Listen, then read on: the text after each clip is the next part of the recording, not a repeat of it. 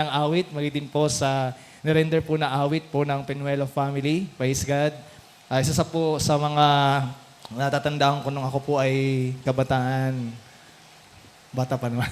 Yung kabataan mga age po na mga teens ay isa sa mga favorite song ko po yung kinanta po nila. No?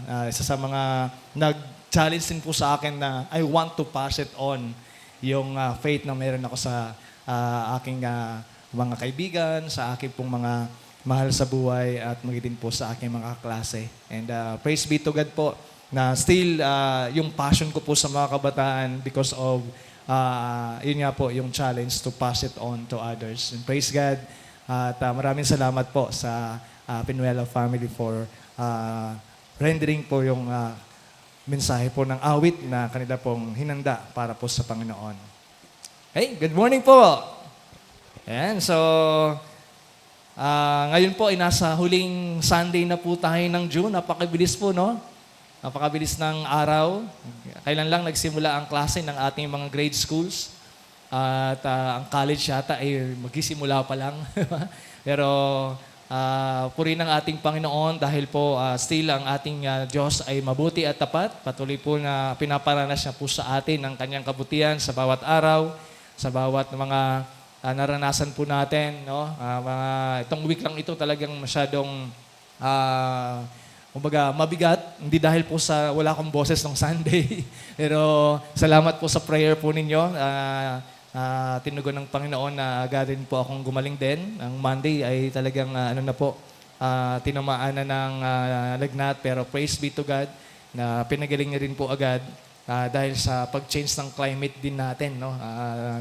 Sobrang init or bagamat tag-ulan na season pero mainit pa rin. So kaya po ay i-take nyo na yung payo ni Pastor MJ. Huwag kalimutang mag-Lola Remedios.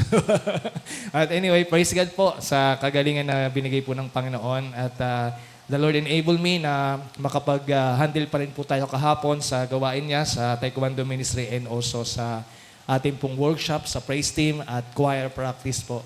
At purihin ang ating Panginoon. At sa ating pong series na ating pong sinusubaybayan sa buwan ito ng June until this coming month, July, ay tayo po ay nasa 7C. Okay? At if you nakakasabay po sa ating pong series, sinimulan po natin yung first Sunday ng June patungkol po sa 7 churches ng Book of Revelation. Okay? At nakita po natin yung first topic natin about the Church of Ephesus na kung saan ay tama yung kanilang ginagawa. Well, in fact, masabi natin na parang model church sila. Hindi lang po dahil sa mga tagapagturo nila, si Paul, si Timothy, si John, the apostles, no, na ginamit ng Panginoon sa Church of Ephesus, talagang doctrinally ay talagang aral sila. Okay, hindi sila kapos sa aral dahil nandun po yung pagtuturo ni Paul hanggang po sa kay John the Apostles. At makita natin na on how they defend their doctrines, the truth, no? Even po sa kanilang mga ginagawa, talagang they're on fire. Pero may something na nakita ang Panginoon sa kanila at nakita natin po doon ay yung kanilang ginagawa is due to duties or traditions or nakasanayan na. And they forgot their first love. Okay? Which is yung napakahalaga. Yung pag-ibig na maging motivation ng kanilang ginagawa ay yung pag-ibig nila sa Panginoon. Okay? Na kung saan ay no matter what, yung kanila pong mga pagsakripisyo, but out of love nila dapat ito sa Panginoon. Kaya sabi ng Panginoon sa kanila, go back, return, okay, to your what you are doing at first. Yung pag-ibig ninyo sa Panginoon. Okay? And sumunod po na Sunday noon, second Sunday, ating pong tinalakay, patungkol naman po sa Church of Smyrna. Nakita po natin ng Church of Smyrna, walang nakitang, kumbaga, kamalian ng Panginoon sa church na ito, which sa kanilang mga ginagawa. Well, in fact, nakita natin yung commendation ng Panginoon sa kanila, na bagamat sila ay poor, mahirap, as in literal na mahirap na church during that time, Hindi dahil po sa persecutions, dahil kung tutusin ang Church of Smyrna is very loyal to the Rome, no? Sa Roma. So, pero nakita natin na kapwa mga Jews ang nag-slander sa kanila. Okay? At sa gitna ng mga pressures and sabi natin na naranasan po nila ay they remain faithful to God. Kaya nakita natin yung last topic natin, faithful in the midst of fire. Okay? Be faithful in the midst of fire in terms of pressure na naranasan nila sa Church of Smyrna. Na ang commendation ng Panginoon, ang encouragement ng Panginoon, continue to be faithful despite of na naranasan po nila yung mga hirap na yon. Okay? At ito pong last Sunday, ay since ay Father's Day, ay tayo po muna ay nag-skip for the topic para po magbigay tayo ng daan sa ating mga tatay, and we first thank the Lord. Nagulat po ako, daming tatay ng Sunday, no? Yung hinanda po namin ay, sorry po sa mga hindi napaabutan na kasi ay kinulang. So, dahil po bilang dami at praise God po sa mga dumalo nating mga tatay, may mga bisita rin po tayo. And praise God, may ginamit po ang Panginoon na tagapagsalita from our Mother Church sa Faith Antipolo, si Pastor Mike Manalo, para po magbahagi sa atin with regards po sa puso ng isang ama. Ayan. At praise be to God din po sa celebration ng Father's Day last Sunday. And today ay we're gonna continue po yung ating series sa ating pong 7 churches. At before we go to this church na ating i-expose sa pag-aaralan, ay meron po akong katanungan muna sa bawat isa. Mas mahirap po bang maging Kristiyano kapag inuusig ka o kapag komportable ka?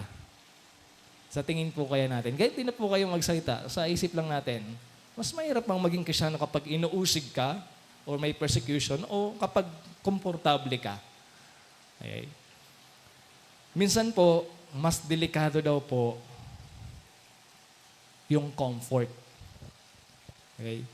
Kasi doon po dahan-dahang pumapasok ang compromise. Okay? Now, sa ating pong pag-aaral ngayong umaga, nakita po natin yung 7 churches. Naka-on na ba ito? Ayan.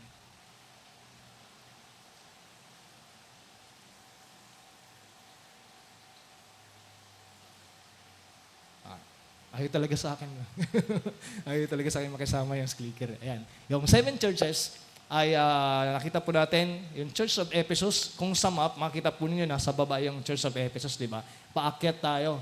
Yung Smyrna, at ngayon po yung Church of Pergamos or Pergamum. Okay? At makita natin po, and mamaya sa background, itong Church of Pergamum, bakit nandun po siya sa taas? Okay? And also sa map po ng ating pong 7 churches na ito, nasa taas din siya, di ba? So, but before we continue and expose pag-aaral po ng salita ng Panginoon, may request everyone muna po na tayo-tatayo lahat at buksan po natin yung ating mga Biblia sa Revelation chapter 2, beginning from verse 12 to 17. Okay, verse 12 to 17 ng Revelation chapter 2. Pa-assist na lang muli pa ako, Tek. Ayaw makisama sa akin ng clicker. Okay. Kaya nandiyan na po kayo sa inyong mga Biblia. Revelation chapter 2, verses 12 to 17. Basahin po natin ito ng salitan. Ako po sa 12, kayo po sa 13. Pagdating po ng 17, we read all together. Sige po. Verse 12. And to the angel of the church in Pergamum write, the words of him who has the sharp two-edged sword. Verse 13. Pakikilik po doon sa passage.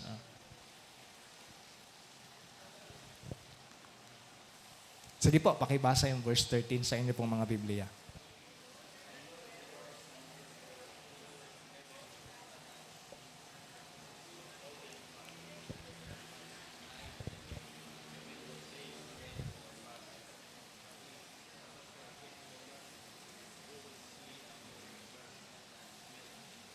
Verse 14, but I have a few things against you.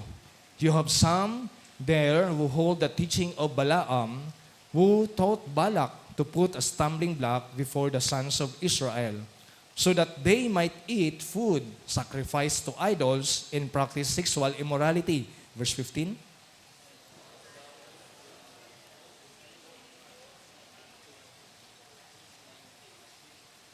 16. Therefore, repent.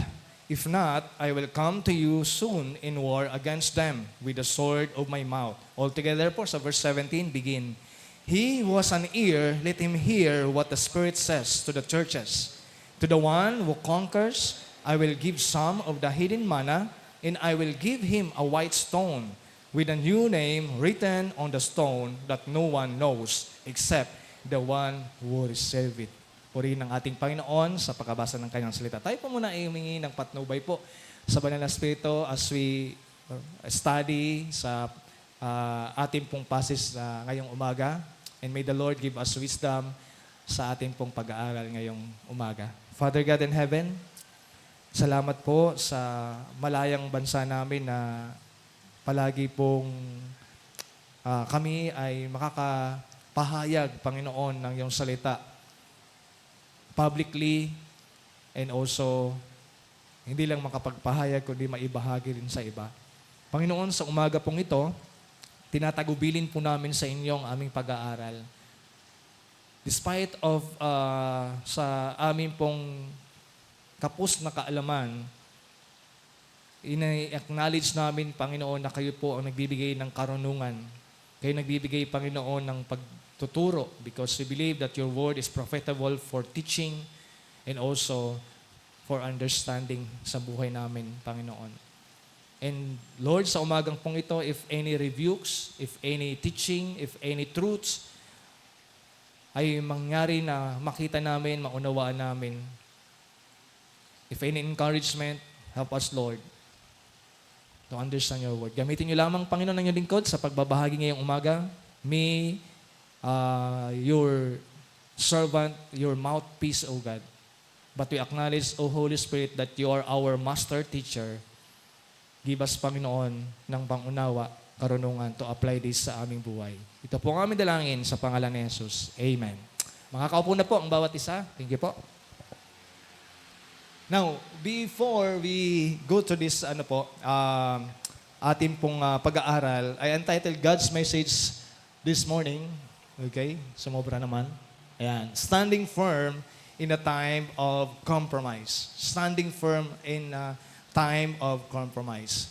At tingnan po natin, because itong Revelation chapter 2, verse 12 to 17, ay before we understand it, ay bago po natin maunawaan ito, ay tingnan natin po muna, unawain muna natin yung mga mananampalataya na rito sa Church of Pergamum or Church of Pergamum.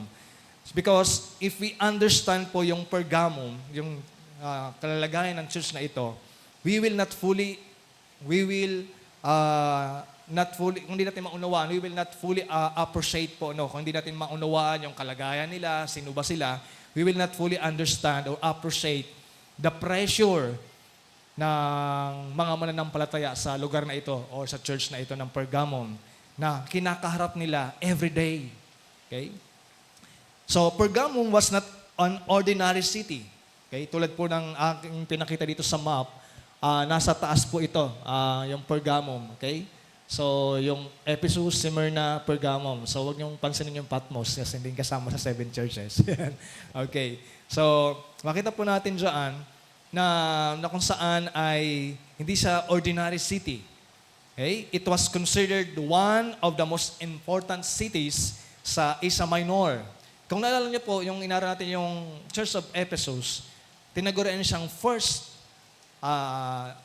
during the ancient time na talagang, kumbaga ay isang syudad na talagang kilalang-kilala because of the infrastructure at iba pang mga bagay doon. Pero before na dumating po sa Ephesus, ang unang-una po talaga is Pergamum. Okay? Kaya lang po, dahil sa mabilis na development ng Ephesus, kaya po ay tinagurian siyang una ang Ephesus na. Okay? So, now, makita din po natin dito that unlike doon sa Ephesus, ay kilala po ang Ephesus because of commerce, yung mga nandoon po no sa Ephesus. as we see the background last ating pag-aaral po doon. Sa Smyrna naman, ay known sila because of their loyalty sa Rome, tulad ng nabanggit ko po kanina. Ito pong Pergamum was known as political and religious center of the region. Bakit po? Bakit tinawag itong known as political and religious center of the region? Okay? It was the capital city of Roman Asia. Okay? Unang-una po, itong Pergamum, naka-place po siya sa medyo high mountains. Kaya nasa taas din po siya because mountainous na po dyan. So naka-place po siya sa high mountain. At yung mga itinayo po dito ng mga gusali, masabi natin talaga na sa ganitong lugar, high mountain, wala na naman, okay, ay naitayo po itong mga temple and also mga gusaling ito. Ayan, sumobra. Ayan. So, makita natin dyan yung place ng Pergamum. Okay? At hindi lang po sa capital city of Roman Asia, the Roman governor, okay, ay nakatira rin po dito sa Pergamum, the Roman governor. At nag-i-exercise po siya ng authority sa lugar na ito since doon siya nakabase. Okay? And in fact, Pergamum ay possessed po doon sa tinatawag po na nabanggit kanina, the right of the sword. Okay? Ba't sinabing right of the sword? Okay? Hindi sa left, the right. Hindi po yan. Hindi po yung ganon. Okay? Right of the sword because the governor has the authority to execute criminals during that time. Okay? Kaya tinawag po siyang right of the sword. Okay? This is because Jesus inintroduce din po ng Panginoon dito sa verse 12 pa lang, sa kanya pong unang pag-introduce ng kanyang sarili, that, He which hath the sharp sword with two edges. Diba? Every churches, ini-introduce ng Panginoon kasi yung kung sino siya, diba? Sa Ephesus. Diba? Sabi doon, sa yung may hawak sa, tawag dito, sa mga anghel at may hawak doon sa 7 ilawan. Ay, ini-introduce niya na He is a sovereign God. Jesus Christ, ang nagsasabi po nito, He is a sovereign God and He knows, alam niya lahat yung mga nangyari sa mga 7 simbahang ito or sa bawat puso ng mga mananampalataya. Pagdating naman po sa Pergamo, sa Smyrna, ganun din po. Nakilala niya ang kanyang sarili at dito po sa Pergamum ay sinabi niya diyan that He which hath the sharp sword with two edges. Okay. So, i-expose natin din po yung word na yan as we ponder sa pag-aaral natin ngayong umaga. So, in other words, si Jesus daw was nire-remind po ng Panginoong Hesus dito that the governor ng Rome may carry yung sword na yon to exercise judgment, but Jesus Christ carry the sword of ultimate authority. Okay. So yung may ultimate authority. So yun yung sinasabi niya dito sa pagpakilala niya dito dyan sa verse 12 pa lang.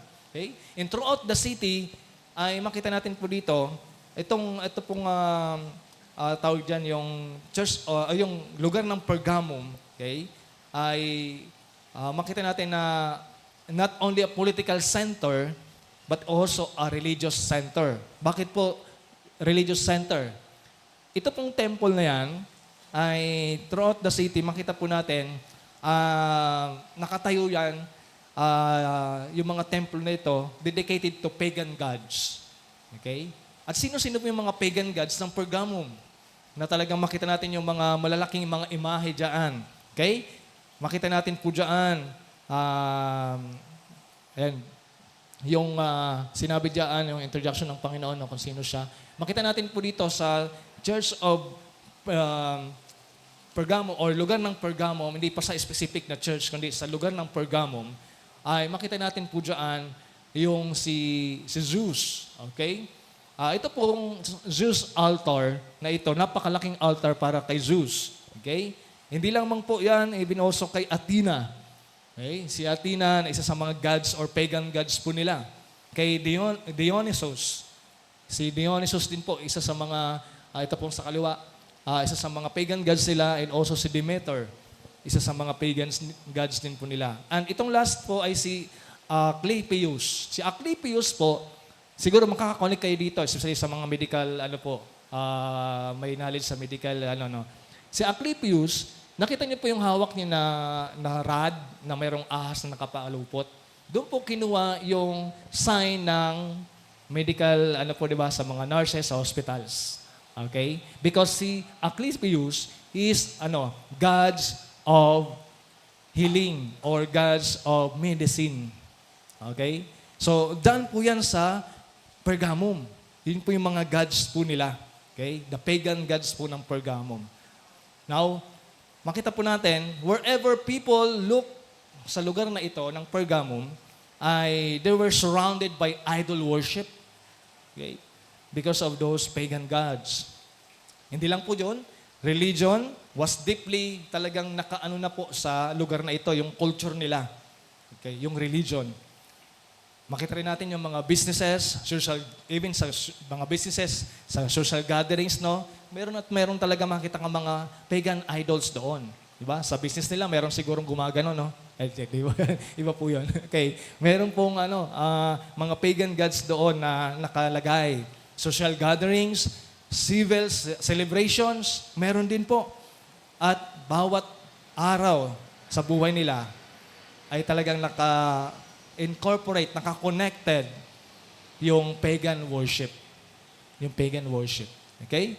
So, to refuse participation po sa mga pagan worship na ito, pagan idols na ito, ano pong mangyari sa kanila? They will lose friends. Cancel ka sa amin, di ba? Sa mga Gen Z, di ba? Cancel ang tawag, cancel culture. Okay. Ano pa? Losing business opportunity. Hindi ka pwede dito, tayo. Di ba? Ganon. So, bakit po? Because of, hindi ka nagpa-participate din sa mga pagan worship or idols nila. Okay? And for Christians, hindi lang po pala yun, outcast pa, maging outcast ka. Okay? Yeah. So for Christians po, sa lugar nito ng Pergamum, following Jesus came with a cost because of that. Okay? Now, nakikita natin yung background ng Pergamum. No? Perhaps the greatest challenge po ay yung pag-worship sa emperor. Yung greatest challenge ng mga Christians po dito sa Pergamum. Now, Pergamum became one of the leading cities na pinopromote po yung worship sa Roman Emperor. Pergamum. Okay.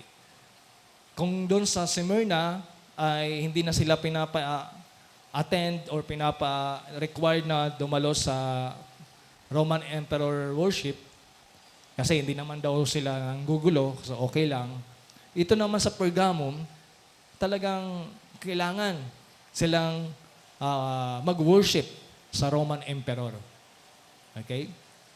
So, yung mga citizens po doon, yung mga tao doon, were expected, okay? Na-expect po sila to burn incense and declare, Caesar is Lord. Yun po yung pinapahayag doon sa mga tao doon sa Pergamum, that Caesar is Lord. Pero po, as a Christians, bilang mga nanampalataya po, latigit po, doon sa lugar to ng Pergamum, ano pong declaration? Jesus is Lord. Okay? So, makita natin po dito, yung conflict. That this immediate place po ay yung conflict with the society because of this culture. Okay? Now, every day, they face pressure to compromise. Di po ba? Because of that culture na meron sila. Okay? Ngunit tingnan po natin, in every day na kanila pong kinakaharap, may pressure, and this help na maunawaan natin why Jesus said, anong sabi ng Panginoon? I know kung saan kayo nakatira. I know kung nasaan kayo. Pansinin niyo po itong sinabi sa verse 13. I know where you dwell. Okay.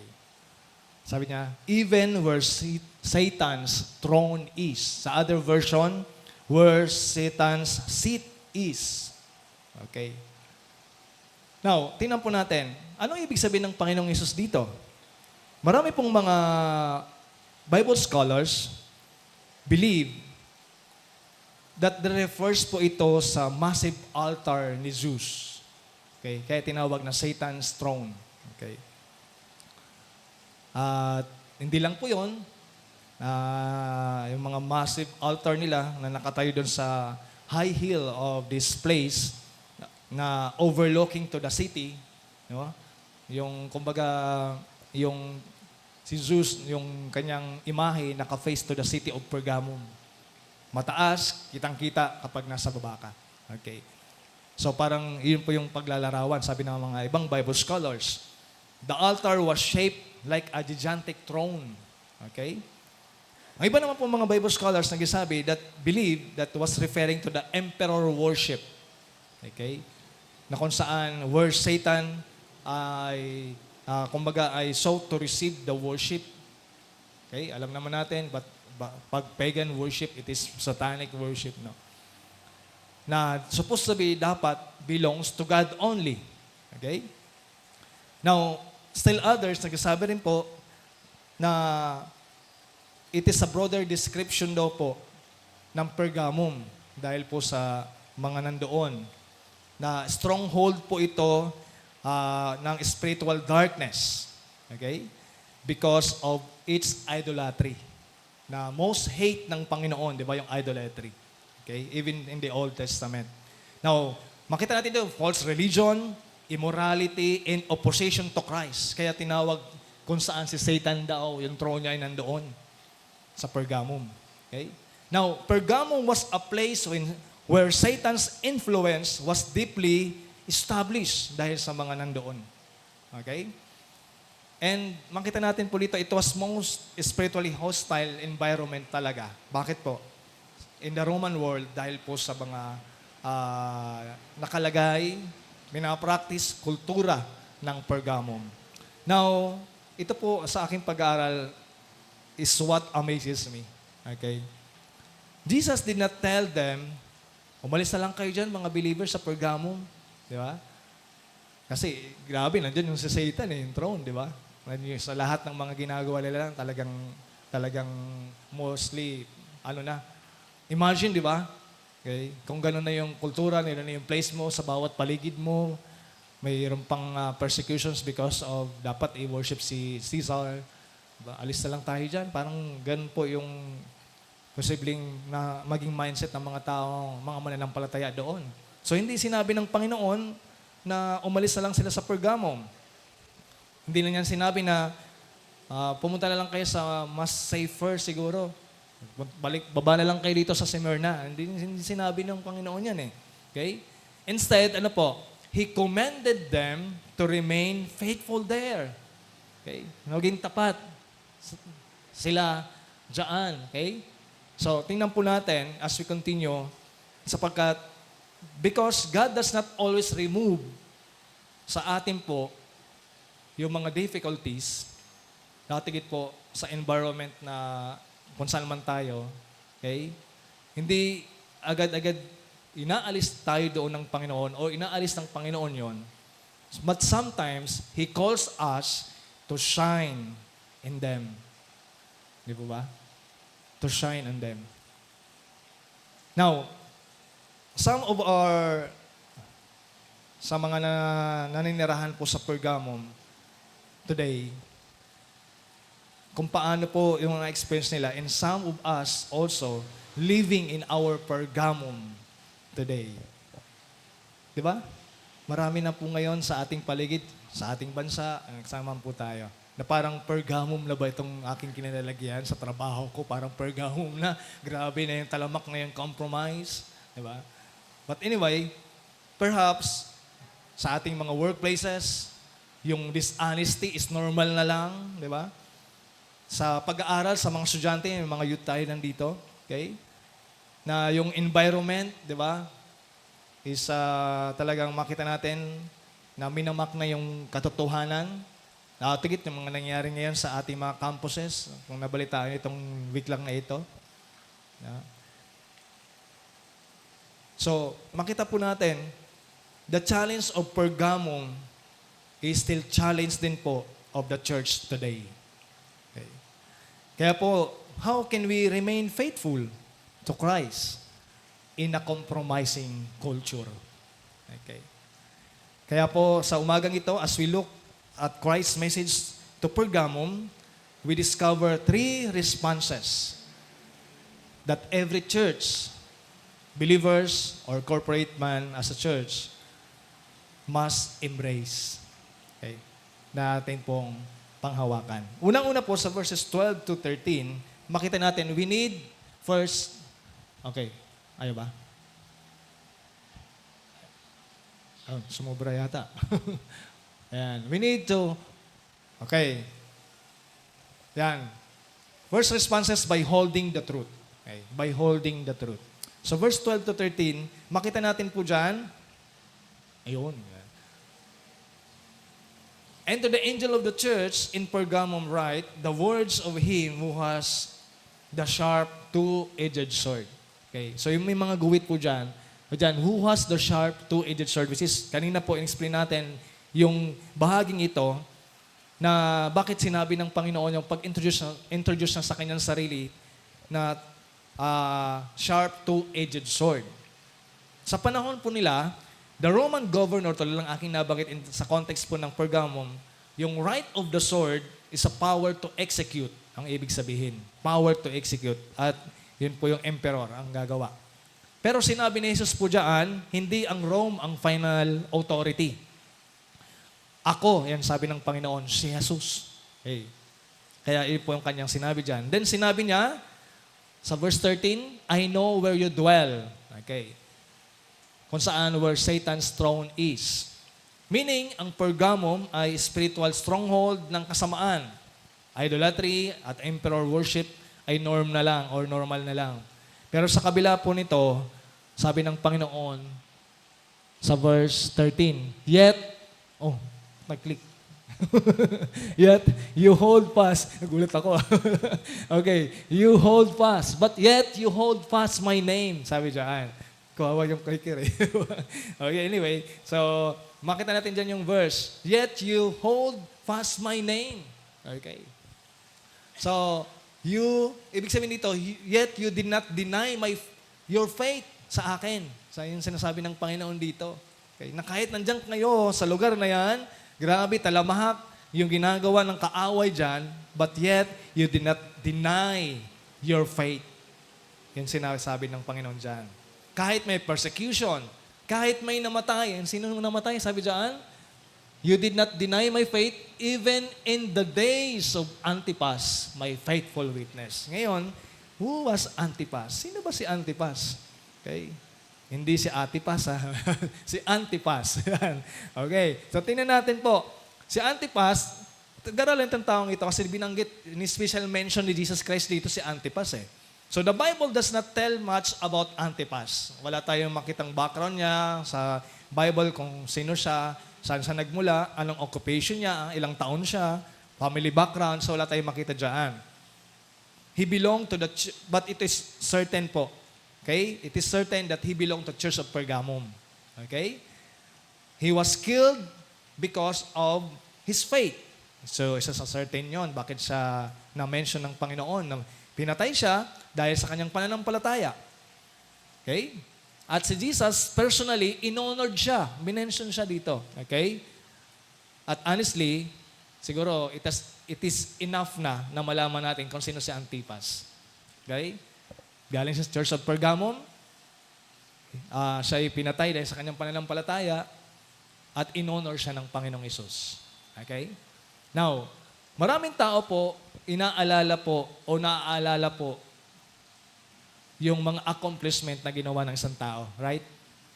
Pero si Antipas, ni-remember siya ng Panginoong Hesus because of his faithfulness. Because of his faithfulness. Notice po how Jesus describes si Antipas. Sabi diyan, my faithful witness. Sa ibang, sa original po, sa Greek text, ay tinawag po itong martyr. My faithful martyr. Because martyr means witness. Okay? A person will testify about Christ. Okay? So, yun po ang ibig sabihin ng martyr. Or kaya dito po sa ESV ay witness na po ang nilagay dyan.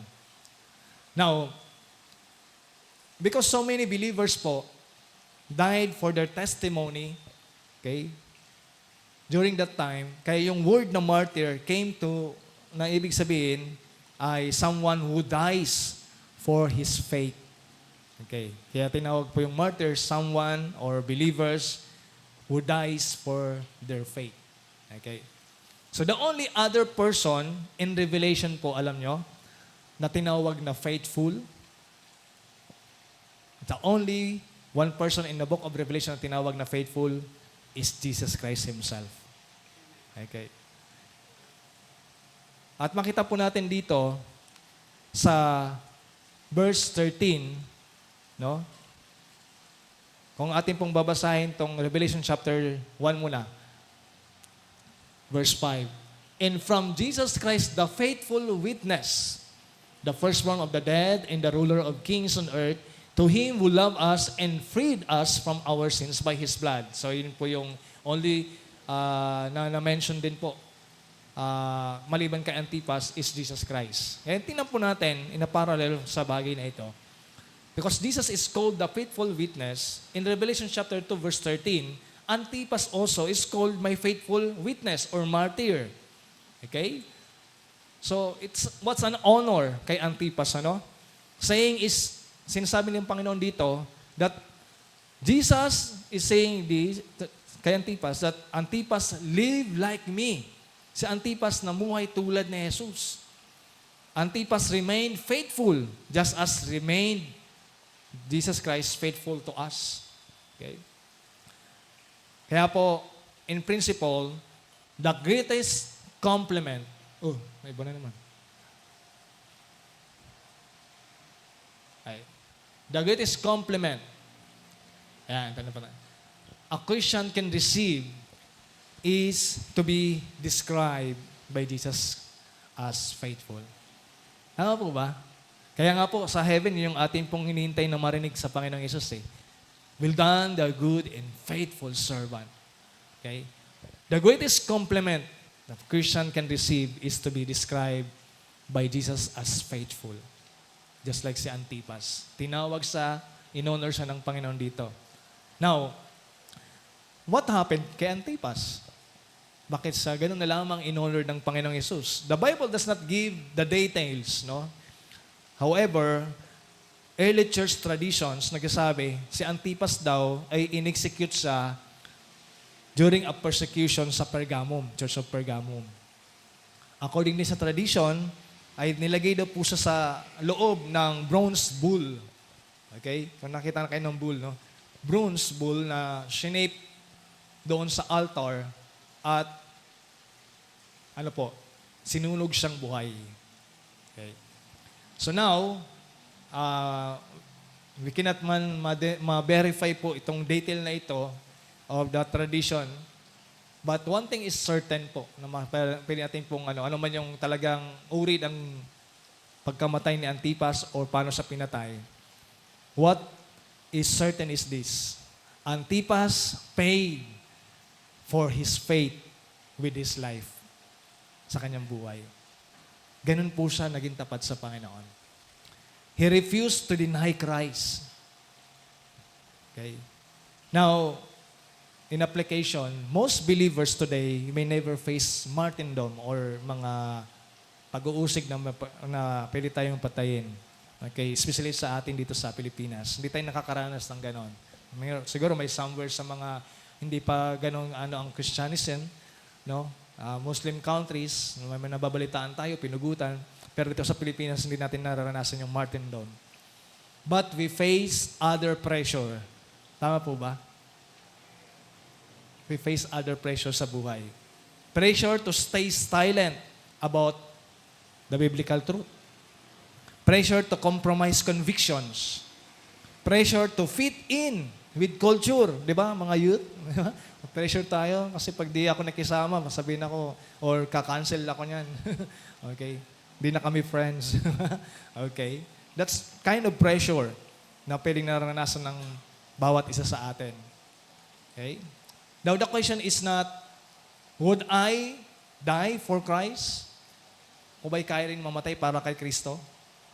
But the more immediate question sa atin, bilang mga mananampalataya, am I willing to live faithfully to Christ today?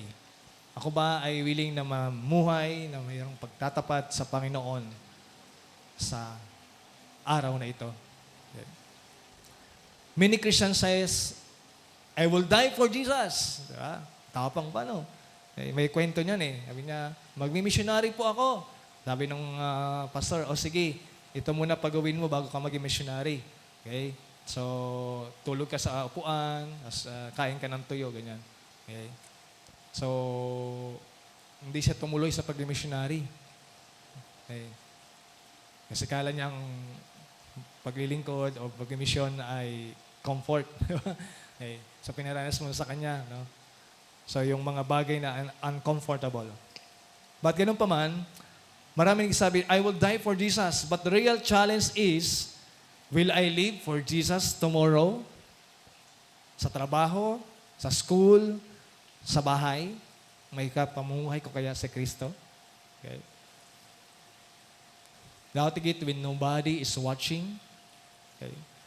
Si Antipas po, niremind po sa atin yung katotohanan patungkol po sa katapatan. Na ang faithfulness is not measured by popularity. It is measured by perseverance. Not by success, but by steadfastness. Not by how comfortable we are, but by how committed we are. Just like si Antipas, no? Kung paano po siya kinumit even to his death para kay Kristo. And this is exactly why Jesus commended the church in Pergamum. Okay? In the middle of a city, na kung saan yung Satan's throne, Satan's seat, was established sa city na yon. They had believers like Antipas na talagang nag-strong stand firmly to the truth, sa katotohanan. Okay? So, for Christ, it was, masabi natin, sa pagtayo kay Kristo, it is costly. Yun yung buhay niya. At the same challenge come us today. Di ba? Kaya po mga kapatid, pagkatapos natin pong makita ang katapatan po ng mga mananampalataya sa Pergamum, lalo na po si Antipas, masasabi po nating mukhang maayos naman ang church na ito. Kinumin pa nga sila ng Panginoon eh. Hindi nila binatawan po yung pananampalataya. Okay? Nanatili po silang nakatayo sa gitna po ng isang lungsod na puno po ng mga kadiliman. At kung hanggang verse 13 lang po yung ating babasahin, iisipin po natin na wala namang problema ang church na ito. Okay? Pero pagdating po sa verse 14, okay, biglang nagbago yung tono ni Jesus. Okay? Mula sa commendation ay lumipat sa correction. Okay? Mula sa papuri ay lumipat po siya sa pagsaway. Okay? Dahil kahit matatag po sila sa harap ng pag-uusig, may isang bagay na unti-unting pumasok po sa loob ng iglesia na ito o sa church na ito. Okay? Hindi persecution, hindi opposition, kundi compromise. At dito po natin makikita yung ating pangalawang tugon. Ano po yung una? Naalala niyo po? By holding to the truth. Secondly, by hating compromise. Okay? In verses 14 to 15, makita natin po dyan, it is refers to, few things na nakita ng Panginoon. Okay? Ito po ang problema. Notice po, hindi po sinabi ni Jesus dito, He did not say, you have abandoned me. Hindi niya po yung sinabi. Okay? You have denied my name. Well, in fact, hindi nga nila dinenay yung pangalan ng Panginoon. In fact, He had just commended pa for holding fast to the name of Jesus. The problem was not rejected Christ. Okay?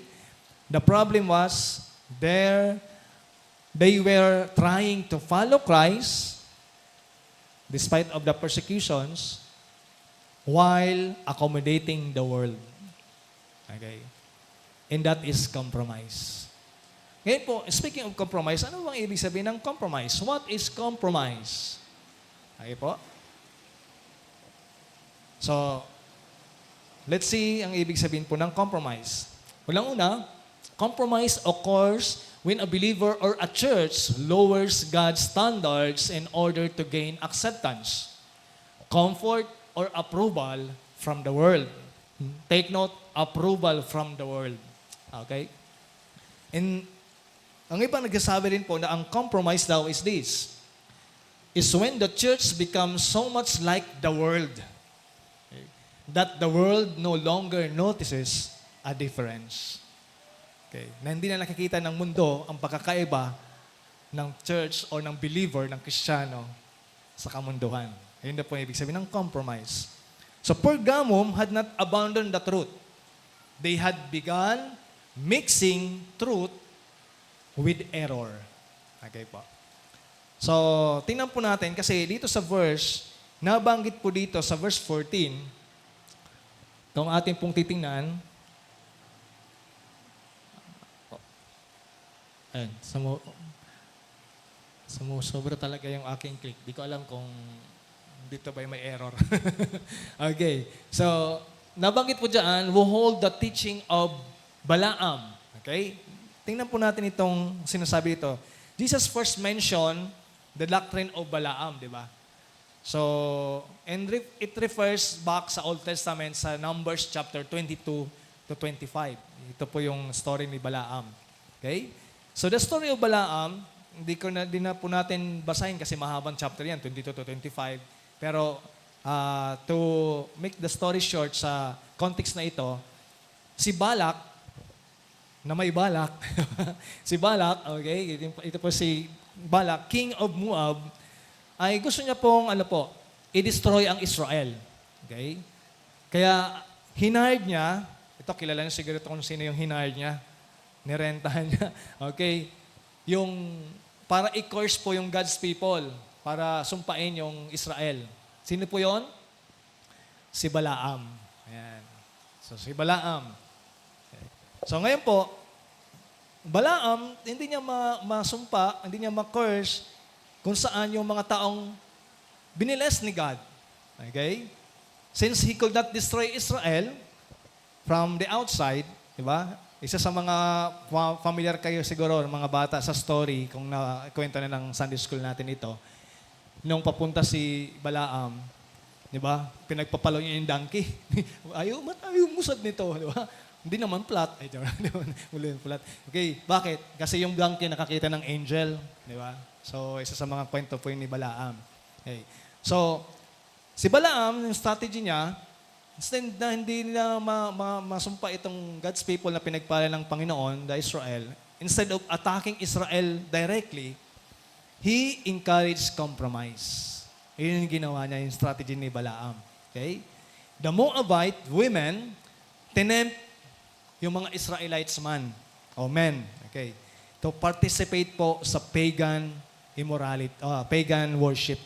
Okay? Sa pagan worship. At to commit sexual immorality. Okay? To join idol feast. Okay? Pesta.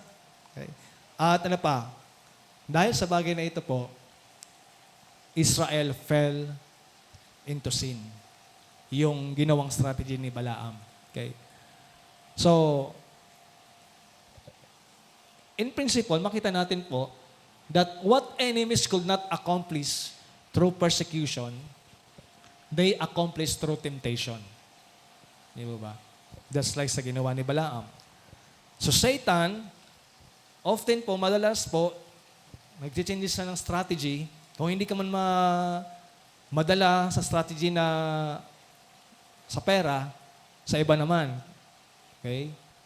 Marahil sa babae o sa iba o sa kamunduhan. Okay? If persecution does not work, he uses compromise. Okay? If he cannot make believers abandon Christ, hindi i-abandon na si Kristo, hindi niya itanggi, he tries to make the blend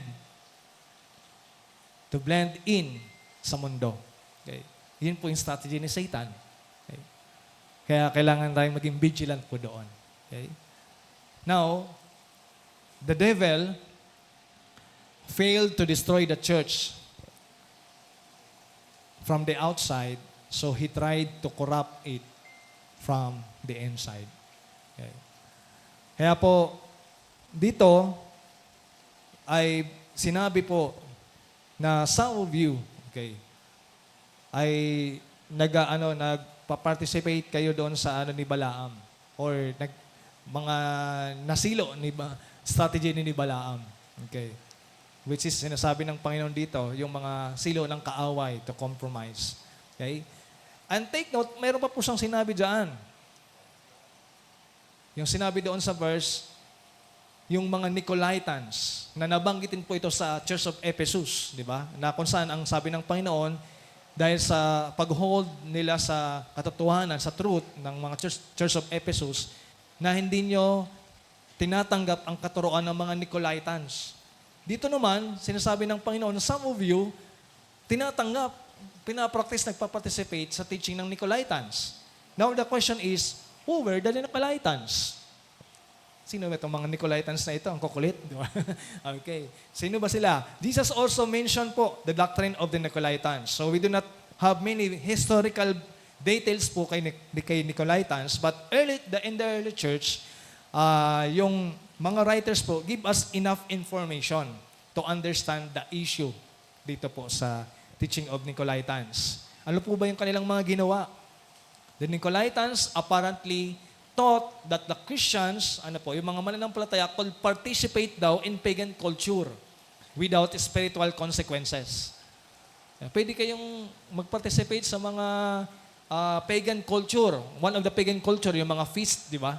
Idol feast. Okay. Now, without spiritual consequences, okay, they promote a lifestyle that blended Christianity, okay, with worldly practices. Yun po ang teaching of Nicolaitans. In practical term, ibig sabihin, they encourage believers to attend pagan feast, participate in idol-related activities, okay, tolerate immoral behavior, and also separate faith from daily conduct. Ibig sabihin, sinasabi dito, that their message was, essentially, na you can belong to Jesus and still live like the world. Yun po ang teaching ng Nicolaitans. In modern language po, ang ibig sabihin dyan, the Nicolaitans, sinasabi nila, doctrine doesn't affect lifestyle. Yan sinasabi po ng teaching of Nicolaitans. Grace means standards don't matter. Okay. Or you cannot follow Jesus and still embrace worldly values. Okay. Yun po ang mga pagtuturo na ito. And some of the believers in Pergamum participate sa mga teaching of Nicolaitans. Nagpa-participate sila. Now, why this so dangerous? Bakit ito'y talagang delikado sa mga mananampalataya? Okay? Because it removed the distinction, pagkakilanlan between the church, the believers, and world. Okay? It removed the distinction, the identity of believers. Now, God never called His people, remember this principle, God never called His people to isolation from the world. Maging asin at liwalag nga tayo, di ba? But neither did He call them to imitation of the world. Ngunit, hindi rin tayo dapat makiayon sa mundo. So Christians are to be in the world, but not of the world. Okay po? So, the Nicolaitans, binlearn niya po yung katotohanan ito. Kaya po, sa Church of Pergamo, maraming talagang tumatanggap sa katuroan ng Nicolaitans. So, what was the church's real sin sa bahagi pong ito? Maraming tao assume the church itself was participating sa lahat ng itong mga bagay na banggit dito. But look carefully. Tingnan po natin sa inyong mga Biblia. Jesus says, you have there, sa verse 15, So also you have some who hold. So hindi niya sinabing, kayong lahat ay itong ginagawa nyo. But sabi niya, you have some who hold. May ilan sa inyo. Kaya naalala niyo po ba? In the 7 churches, may 2 healthy church lang na makikita tayo. In some other of the 7 churches, unhealthy churches. Okay? One of the healthy church is Church of Smyrna. Okay? Sabi ko nga, hindi lang 2, 2.5. Kasi yung nabanggit ko doon, may sa church na some of them hindi healthy. At ito yung Pergamum. Because some of them will hold the church, the belief of Balaam culture and teaching of the Nicolaitans. Okay? Now, as we continue po, the heart of the issue is this. Okay? The issue was not persecution, but the issue was toleration. The church allowed false teaching to remain unchallenged. They permitted error to exist sa kanila. Okay. Kaya ang heart of the issue, the church at Pergamum was not struggling dahil sa persecution, but it lacked truth. Katotohanan. It was struggling because it failed to guard the truth. No? Hindi po dahil sa nag-struggle sila because they lack truth, kulang sila sa katotohanan, but nag-struggle sila because it failed to guard the truth. Okay? So the problem was not ignorance, the problem was tolerance. Okay po. Kaya po, the greatest threat to the church is this. It's not always opposition from outside, but compromise from inside. That's the greatest threat sa isang church. Churches compromise when biblical truth ay pinapababaw po yung katotohanan. Sin is ignored instead of confronted. Cultural acceptance becomes more important than biblical faithfulness. Okay. Entertainment replaces discipleship. Di ba? Dami ngayon po. Entertainment instead of discipleship. Popular opinion or rather than ano ang sinasabi ng Biblia. Butuhan na lang tayo, pero ano ba ang sinasabi ng Biblia? Ayan. Sometimes ganun po nangyayari. The question is not, what does culture think? The question is, what does Christ say? Ano ba ang sinasabi ng Panginoong Jesucristo? Okay. Compromise, madalas po, begins with small thoughts. Remember this, mga kabataan. Compromise begins with small thoughts. Okay lang naman to siguro. Hindi naman magagalit siguro si Lord. Diba? Okay lang naman konting manggaya sa classmate. Okay. Or secret sin. Or everybody does it naman eh. Ginagawa naman lahat na eh. Kahit nga si kilala kong Christian din, ginagawa din eh. Di ba? Okay? Everybody does it. Or doubled life. Ano ibig sabihin ng doubled life? A person profess na siya'y Kristiyano on Sunday, but lives differently Monday through Saturday. Okay? So a believer values acceptance by friends. Dahil kapag hindi ko sila pinakisamahan sa bagay na ito, hindi na kami friends. More than obedience, kahit na alam natin na makokompromise na tayo. So, don't get me wrong, hindi ko sinasabi na iwasan niyo yung mga kaibigan niyo. Okay? But kapag masama na yung ginagawa nila, doon kayo mag-stand. Hindi naman ako, hindi na. Okay? Because bad company corrupts good character. 1 Corinthians, di ba? Okay? You need to stand out. Kahit nandun ka sa grupo nila, you need to stand out sa katotohanan. At maging asin at liwanag ka po doon sa kanila. A person na kung saan ay malinaw po na makita natin dito, no? Yung katotohanan, malinaw na hindi lang issue ang paniniwala, issue rin yung pamumuhay po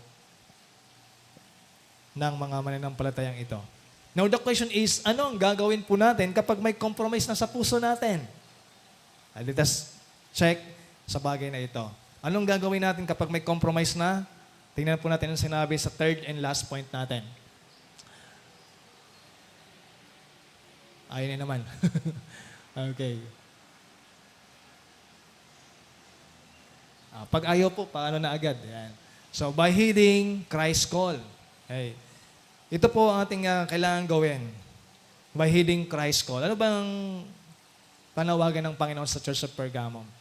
Tingnan natin po yung verse 16 to 17. Therefore, sabi diyan ng Panginoong Hesus, repent.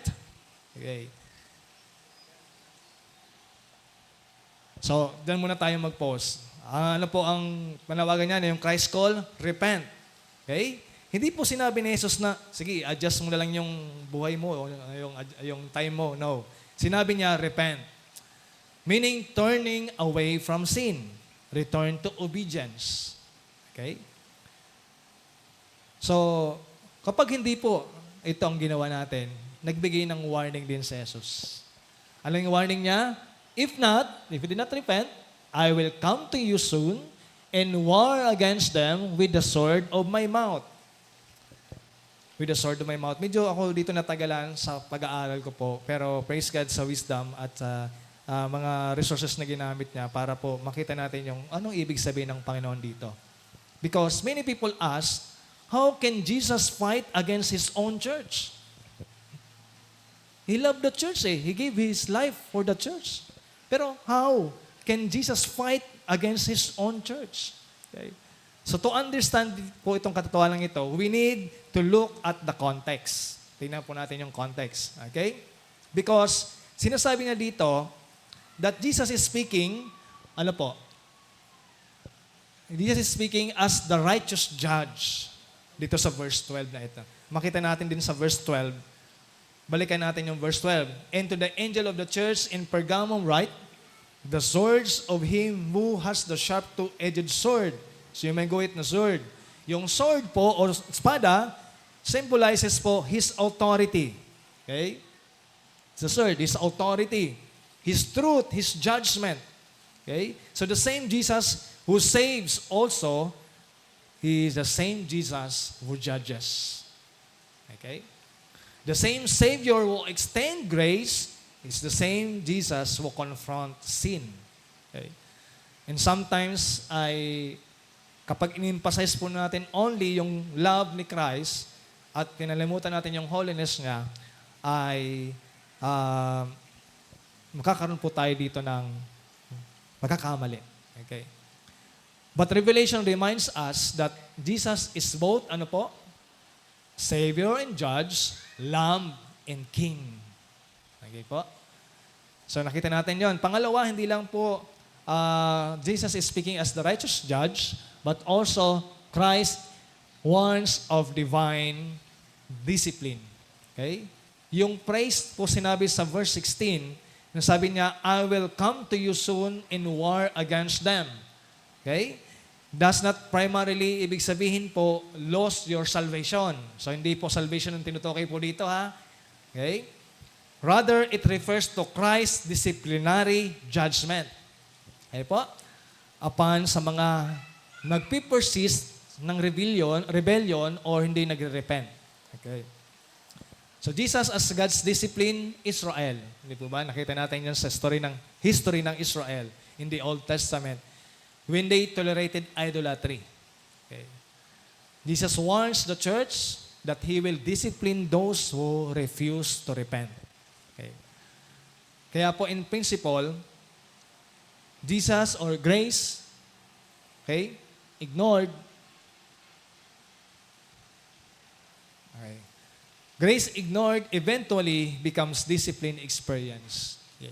Kapag ignore natin po yung biyaya pa na binibigay ng Panginoon, eventually it becomes discipline na experience natin. Okay. Throughout Revelation po, makita natin po dito, in pangatlong reason why sinabi po ng Panginoon, the sword of His mouth, because the weapon is the sword of His mouth. At kung ating pong titinan also yung, patulong na lang po ako, nalinis na ako. Okay.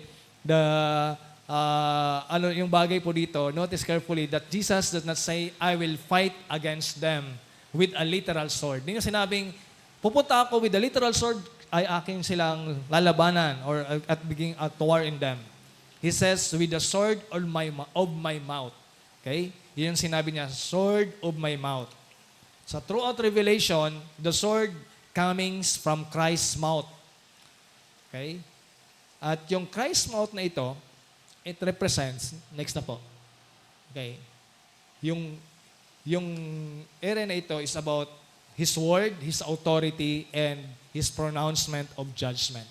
Okay? So, yung word of His mouth, it represents His word, or His authority, and pronouncement of judgment.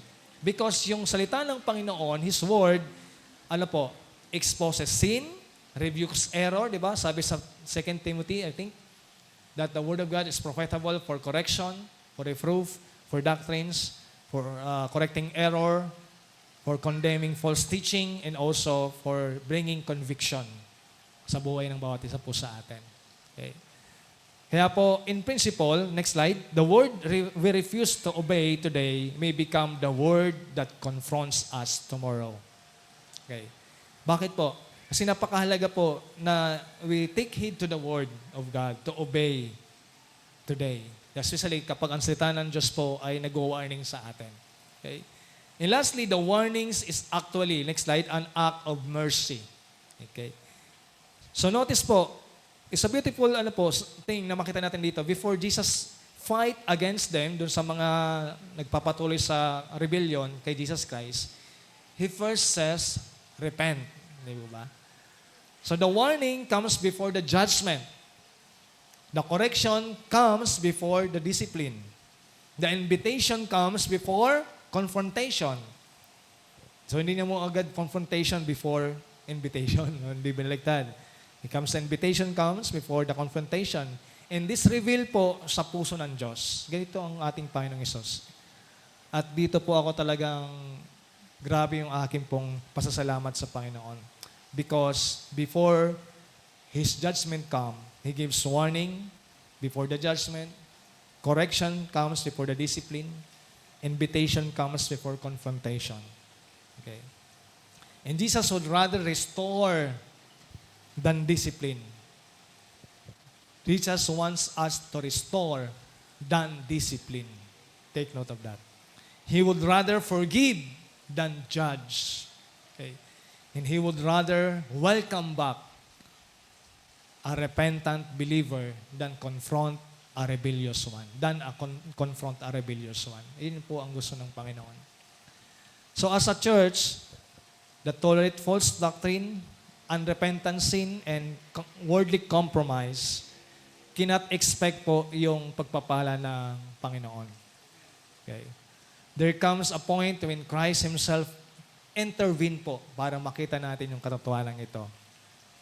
Not because He hates the church, not because He hates the believer, but because He loves us. He loves you. Dahil mahal po tayo ng Panginoon. Kapagamat sometimes believers ignore conviction, ignores correction, warnings from the Scripture, yung pagpapatuloy po sa compromise, ang warning ng Panginoon is this: do not wait for discipline when you repent today. Do not wait for discipline when you can repent today. Okay? Kaya sinabi niya doon, isa lang yung word na yun repent. Okay? Sa Ephesus, 3 repent. Tawag dito, after repent, sunod, remember, repent, go back, or return. Di ba? 3 R yan Remember. Remember kung saan kayo nag-fall. First love. Repent. Magsisihan nyo. And return. Do it again. Balikan nyo yung first love. Di ba? Sa Ephesus. Dito, repent lang sinabi ng Panginoon. Okay? What area of compromise sa buhay natin that Christ already spoken to us about? Okay. A sinful habit po ba? A worldly relationships? a hidden attitude, or a disobedient choice. And whatever man po ng mga bagay na pwede tayong makompromise, the loving response is not to defend it, but the biblical response is repent. Kaya po, itong Church of Pergamum ay is very timely sa world natin ngayon, sa generation natin ngayon, that full of compromise. Nawa, but di lang nagtapos dito ang sabi ng Panginoon, because praise God, the warning is not the end of the story. Okay? After the warning comes a promise. Comes a promise. Okay? After the call to repentance comes an offer of grace. Okay? Because the goal of Christ is not destruction. It is restoration. Okay? And that is why He promises to those who overcomes. Ano po yun? Hidden manna. Now, what is manna? Next slide nga po. What is manna? Okay? Hindi yung mana ng tatay mo, nanay mo, hindi po yun. Okay. Ano yung mana? The Jewish believers po, immediately, naunawa nila yung imagery po ng mana. Bakit po? Na-experience kasi ito nila. Yung kanilang mga forefathers. No? Manna was the miraculous bread that God commended for Israel in the wilderness sa time of Exodus. Exodus chapter 16. Okay? When Israel had no food, God fed them from heaven. And every morning, God supplied what they need na makakain nila. Kaya tinawag po yung manna. Manna become a symbol of ano po? Okay? Symbol of God's provision, God's faithfulness, and also God's sustaining grace. Okay? Yun po yung sinisimbolo po ng manna. Okay? Now the next question is, why does Jesus call it hidden manna? Next slide. So, why does Jesus call it hidden manna? Okay. There are several biblical connections po sa bagay na ito. Kasi hindi lang sinabi niya manna, but hidden manna. Okay? So, tingnan po natin yung mga connections patungkol dito. Unang-una, next slide, a reminder of God's presence. Okay po. Pinapaalalahanan po ng Panginoon yung presensya ng Diyos. According to Hebrews 9 verse 4, if you can take note, hindi ko na po babasahin, for the time's sake, a jar of manna was placed po inside the ark of the covenant. Okay? And this manna was hidden with the holy place. Hindi po ba? Hindi po nakikita po ng marami. It symbolized po ng God's covenant relationship with His people. Okay? Yung covenant relationship po ng Panginoon sa Israel. And Jesus is saying, while the world offers temporary satisfaction sa atin, I offer a deeper, sabi ng Panginoong Hesus, I offer deeper and eternal fellowship with me. Yun yung gustong sabihin ng Panginoon dyan. Okay? Pangalawa po, na ibig sabihin po ng hidden manna, it symbolizes a contrast to idol feast. A contrast to idol feast. Remember the context of Pergamum. Okay? Maraming pagan temples, healed feast, no? Yung mga pagkain sa idols na inoffer nila, sa sacrifices, no? And some false teachers encourage believers to participate sa kainan na yon na inoffer sa idols. Okay? In essence po, they were saying, join the world's table. Okay? But Jesus responds, do not trade my table sa kanilang table. Okay? Yun po yung ibig sabihin ng Panginoon dyan. Okay? The world may offer pleasure, the world may offer acceptance, the world may offer temporary satisfaction, pero Christ offer something far better. Okay? Because Jesus is promising that spiritual nourishment, intimate fellowship with Him, and eternal satisfaction ang ino-offer ng Panginoon. Eternal satisfaction. Okay? Maraming mga nanampalataya today try to satisfy yung puso nila through success, relationships, money, entertainment, popularity. Di ba? Marami ngayon, social media, okay? Entertainment. But none of those can truly satisfy the soul. Di ba? Kahit na may mga pera sila, maleta-maleta pa, di ba? Pero they cannot satisfy their souls. Okay? May kulang pa rin. Because only Christ can satisfy the soul. Okay? And the principle is this, next slide po. The world offers a full plate but leaves an empty heart. Christ offers Himself and fully satisfies the soul. Tama po ba? Amen po ba? Kaya pa? Gising pa? Okay. Only Christ can satisfy the soul. Okay. To those who refuse the word's table, remember this. Worlds, no, mundo, will on one day will feast at Christ's table. Okay. Kaya po, napakahalaga na maunawaan po natin ito. Why hidden man ang sinabi ng Panginoon? Those symbolizers. And also, sinabi rin po sa verse 17, next slide, I will give him a white stone. Dalawa yan, hidden manna and white stone. Okay? Now, the question is, next slide, what is the white stone? Buting bato, pastor. Tama naman. Okay. Na hindi nilolok ni Darna, no? Hindi po yun. So, what is the white stone? Okay? Several historical background po na in-explain po sa atin yung simbolo po ng white stone. Unang-una po, next slide, it is a symbol of acquittal. Okay? Marami po, in ancient courts, sa korte, in ancient time, may binibigay po silang dalawang stone. Yung black stone, halimbawa ikaw yung huhukuman. Pag binigyan ka ng black stone, means you are guilty. Pero pag binigyan ka ng white stone, means you are acquit, innocent. Okay? So when a person receives a white stone, it means ano po? Acquitted ka. Napatunayan na wala kang sala. Okay? Yun po ibig sabihin ng white stone. Meaning, Christ is saying, the world may condemn you, but I declare you accepted because you have a relationship with me. Amen? Parang di kayo naniniwala. Do you believe that you are accepted by Christ because of your faith in Him? Dahil sa pananampalataya natin, pagkaroon ng ugnayan sa Kanya. Not because dahil tumanggap ka, no? But because ginawa niya para sa atin at binigyan tayo po ng kakayanan to accept Christ. Okay?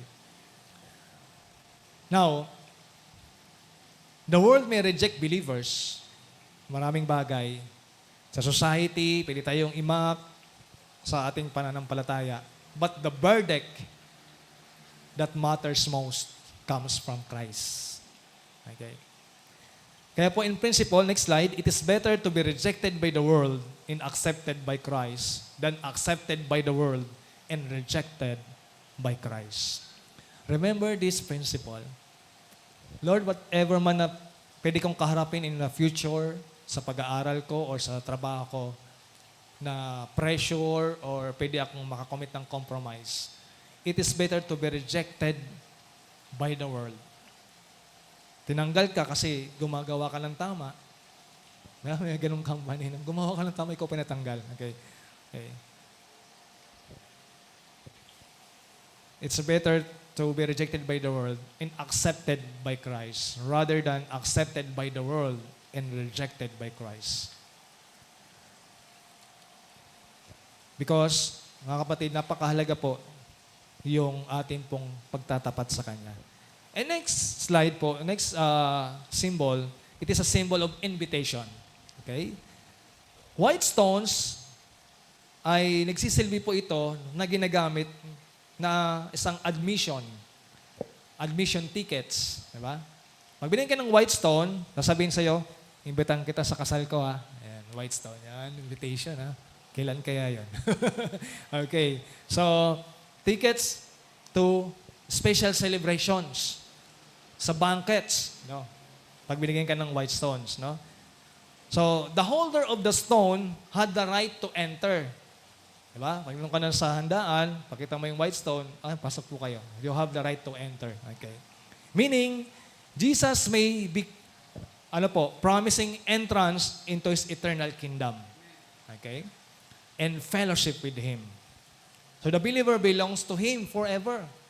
Kasi sabi niya dito, kapag ikaw ay nagrepent, nagsisi, you overcome, I will give you hidden manna and white stone. Okay? So dito tayo sa white stone. right to enter. Okay? The believer belongs to Him forever. In application, the world may exclude you today, okay, because of your faith. Dede kang nisyapwera, because of your faith. But Christ is preparing a place for us, His eternal kingdom. Okay? Kaya po, in principle, next slide, faithfulness may close some doors on earth, but it opens, heaven's door forever. Okay?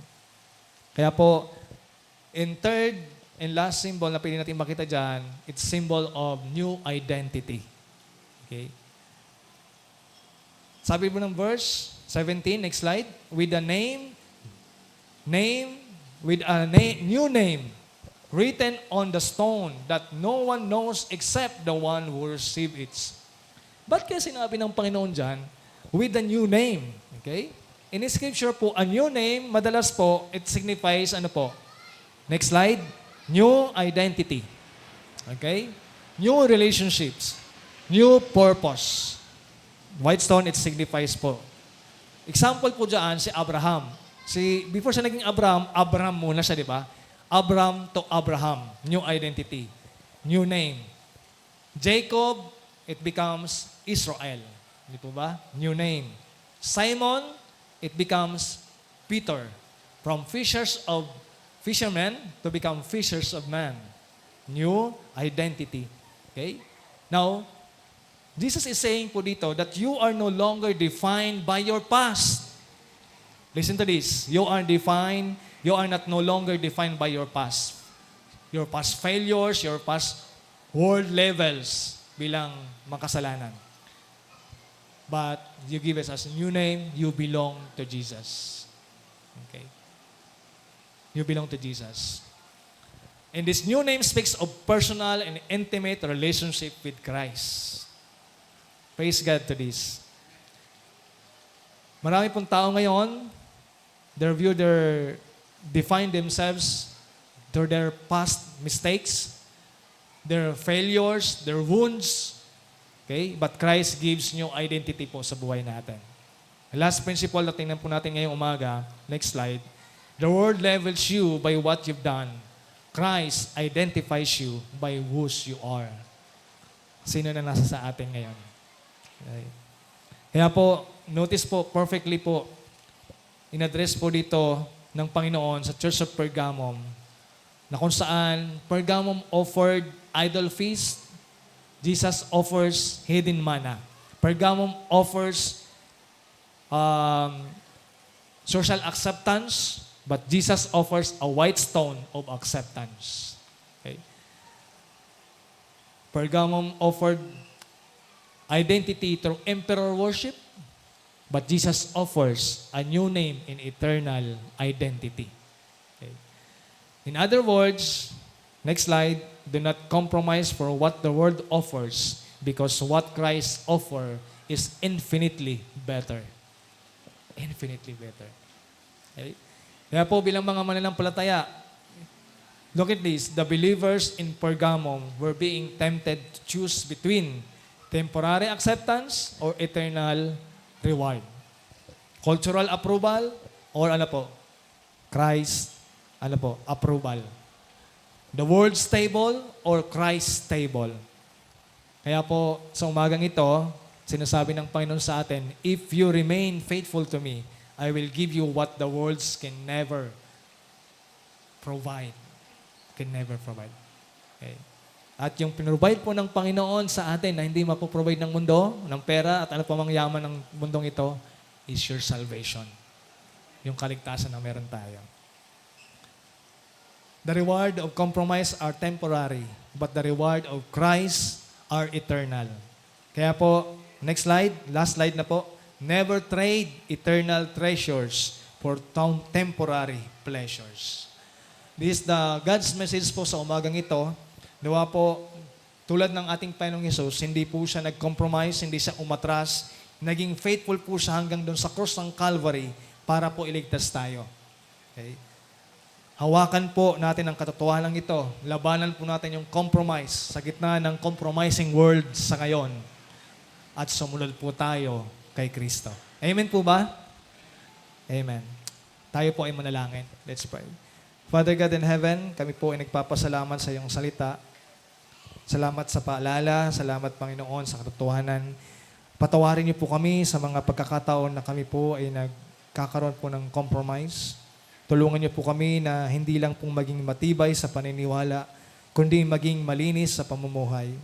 Bigyan niyo po kami, Panginoon, ng tapang na tumayo sa katotohanan at lumayo sa compromise. At tulungan niyo kami na sa aming puso na handa kaming magsisi at bumalik sa iyo sa mga panahon na pwede kami makaranas, Panginoon, ng pagko-compromise. But ganun pa man, Lord, help us to be faithful, to stand firm in the midst of compromising world. Lahat ng ito, aming pinagkakatiwala. Tulungan niyo pong aming mga kabataan, ang aming mga young adults na sa working places, ang aming mga tatay, ang aming mga nanay. Tulungan niyo po sila na panghawakan ang katotohanan ng iyong salita. Lahat ng ito, aming tinataas at pinasalamatan sa pangalan ni Jesus. Amen and amen. Magandang umaga po. Bigyan natin yung time para sa ating po mga kids for their presentation.